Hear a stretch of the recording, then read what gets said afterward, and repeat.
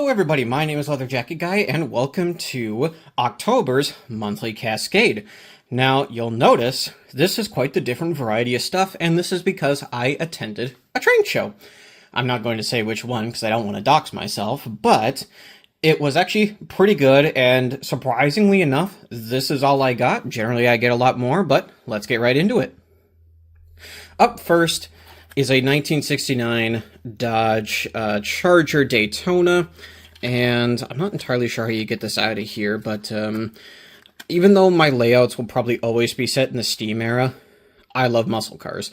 I have two 78 Trans Ams on the layout. I want to say a 69 Camaro, two 71 Cudas, so this will fit right in with them, and, well, it's my railroad, I'll do what I want. But, in case any of you are wondering what the item number is there. But yes, this, I mean, it looks fantastic. I wish it was a different color for the rear. I'm not a big fan of Hemi Orange as the secondary color. I don't mind it as the primary color, but I don't know if I'll show this one on the turntable, because you can kind of see everything right here, and, well, it's not the main focus of a layout now, is it? But I also love that the wheels are red trimmed. I do love that red lining, but let's move on. Up next is this Code of Operating Rules and General Instructions, and this one is a Great Northern one. Maybe you could see it down in the corner here, edition of 1945. And the reason I bought this one is because I have a rule book from the 1970s on the Burlington Northern, but I wanted an older one that also gave me stuff like this, like how you're supposed to put flags and run trains. And I play a game called Railroader with a friend who actually works for the railroad. And, well, I keep yelling at him to just bottle the damn cars and just kick them because, well, that's what my rule book says. And so now I actually have a rule book that I could quote chapter and verse about kicking cars and how it's okay, and, you know, that we actually run a railroad, not a daycare center. So, let's go with the Norfolk and Western one next. We'll get to that last. I bought a Norfolk and Western PS2. Yes, PS2 covered hopper, because A, I don't have many of these, and they're very much late Steam era. I want to say it's a GS6, a photo with a GS6 next to some 2-bays that it's hauling. I have no idea if this scheme came around during the Steam era. I would imagine it did, as I tend to think of Norfolk and Western as black or blue, but this one is a rather lovely green, if I'm honest. In the box, it looked more like Penn Central green, but hey, we'll look at that on the turntable in a second. Up next, probably unsurprisingly, is another DM&IR caboose. Now, I think I have 3 of these, and this is my 4th, but I made sure I didn't buy a duplicate. This is number 77, and I have 70, Duluth and Northeastern number 7, I think it is. Wow, so many 7s. And then I think it's number 103. That's the same caboose later in its life, but the boards up top are red. I think there's a red stripe on the bottom, and it has the Masabi arrow on it. This one actually looks new in box. And I must say, the $40 I paid for it it's an absolute sweet deal for one of these, as I can't see I've seen any on eBay for under $70 in a long time. So if he had more, I would have bought more, but unfortunately this was the only one I found that wasn't a duplicate. And we'll take a look at it on the turntable in a second.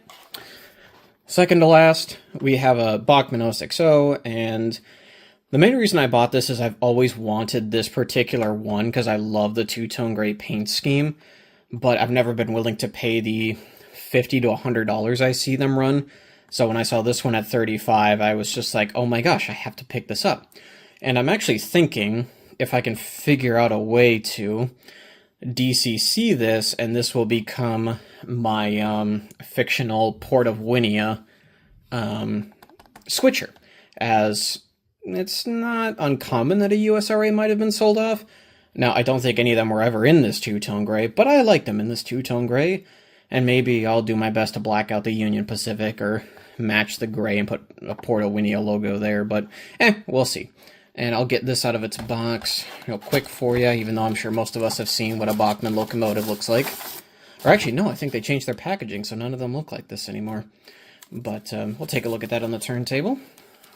And then lastly, we have what's in this Menards bag. And this is something, you know what? Before I open it up, I'm going to give you a hint that it's a flat car, but I want you to guess what the load on the flat car is. Because I guarantee you, all of you are going to get it wrong. So please go down to the comments and guess. I am very curious. Because I was not expecting this, and it was so unbelievably goofy that I had to get it. I'm not sure how well you can see what it is there, but we'll take a close-up at it on the turntable. Now, truth be told, I have never actually owned a Bachmann USRA 060 with the Vanderbilt tender, and I'm actually super excited to have one. Like I said before, I've wanted this one for a long time, as I remember it in a very old YouTube video that I've not been able to find for several years now. That was, it was a Smokey and the Bandit music eastbound and down, but it was this engine, a flat car carrying a soda, and a caboose around someone's house, and I remember just loving that as a kid. And it ended with, "You stupid idiot, I wanted a Coke, not a Mountain Dew," or something like that. Or maybe it was a Pepsi, I can't quite remember at this point, but point remains the same. And like I said, I would love to turn this engine into a custom Port of Winnie switcher, which I am more than likely going to do. The top gray on it, what I mean by that is the gray on the back of the tank here, it seems to have a bit too much brown in it. I don't remember it quite looking so dingy, but maybe that's just the model being old, or I don't know. The silver on it looks fine, so I'm not quite sure. But anyway, I love this model, and let's get to the next item, and we'll head back through the train. So I bought a Norfolk and Western 2-bay, as, like I said before, they are technically steam era, although very much at the end of it. And I have never seen these green ones before, and I have no idea how authentic the paint scheme is. I want to say I've never seen one that isn't the grayish color that most hoppers are, but hey, at the end of the day, I'm happy to have one. Now, this car was so unbelievably goofy, I just had to buy it. The story I got for it was that it was custom made by a friend of who was selling it, and he has absolutely no idea why the person who made it did it. And I'll be honest, I don't care. I absolutely love it.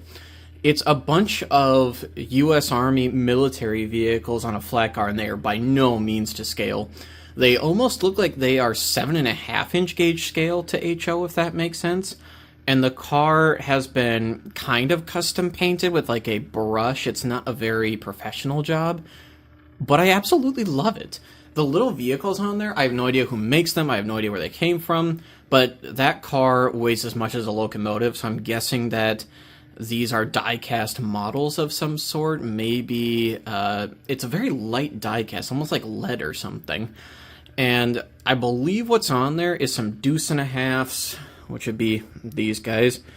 Some M3 Bradley hulls, at least, because they have no turrets. And I'm guessing these are M60 Pattons, because the turret's rounded, so they're not Abrams, nor does the shape of the hull match. And if you look at the rear of them, you'll notice the grates, or not the grates, the radiator on the back is very reminiscent of a Patton M47, M48, or something of the like. So, again, I have no idea why this was made. I have no idea who made it, but I absolutely love it. And while the car was fairly expensive for a custom job of $20, again, I absolutely love it. And I am so stoked I picked it up because it's just so unbelievably goofy.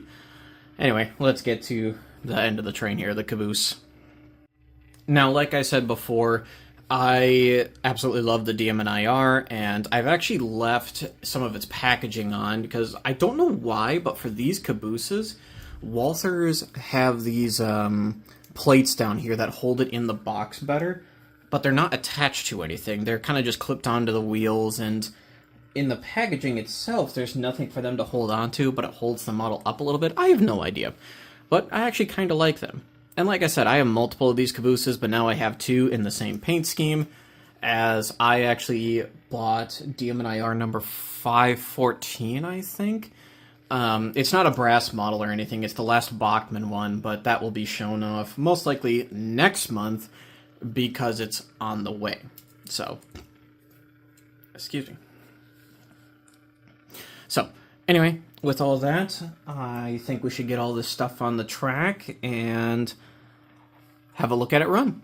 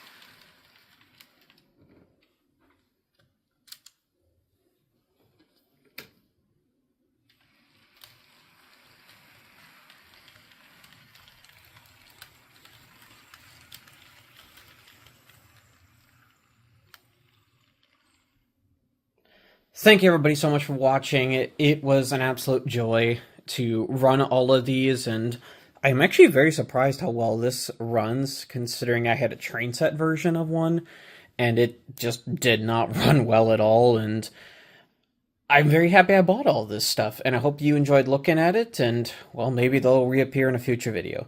Anyway, see you guys next time.